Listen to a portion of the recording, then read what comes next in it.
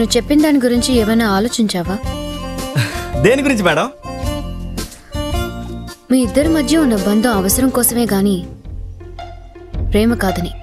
ఆ విషయం నేను గడపతాడుగానే మర్చిపోయానండి. నిజంగా? అది అంత గుర్తుంచుకునే మ్యాటరా అండి? నీకు అది ఇంపార్టెంట్ కాకపోవచ్చు, కానీ నాకు మాత్రం చాలా ఇంపార్టెంట్. ఎందుకనండి? Very simple. నీకు నీ భార్యకు మధ్య ప్రేమ లేదనుకో, గొడవలు పడుతుంటారు. నీ మనసు బాగుండదు.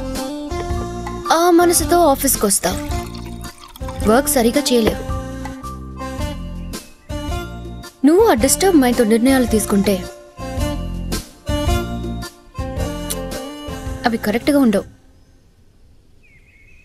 మీకే ప్రాబ్లం ఉండదండి. మా ఇద్దరి మధ్య ఏ గొడవలు లేవు. మేము చాలా అన్యోన్యంగా ఉంటాం మేడం. ఏదో సరదాగా.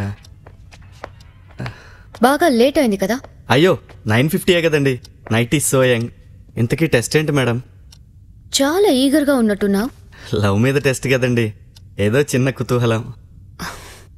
టెస్ట్ చాలా సింపుల్ నందగోపాల్. నువ్వు నన్ను పెళ్లి చేసుకోవాలి.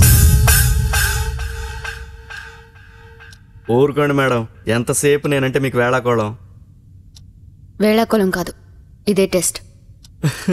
మీరు తమాషా చేస్తున్నారని నాకు తెలుసులేండి. నేనేమనంటే మళ్ళీ నన్ను ఏడిపిద్దామని. అమ్మా, ఈసారి దొరుకుతానా? నేను సీరియస్గా చెప్తుంటే నీ మైండ్కి ఎక్కట్లేదా?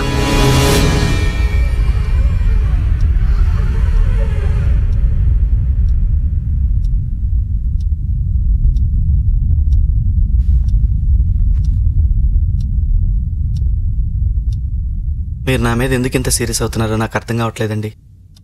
నేను ప్రమోషన్ కోసం చేసే ప్రయత్నాల్లో ఏదైనా తప్పు చేస్తుంటే క్షమించండి మేడం.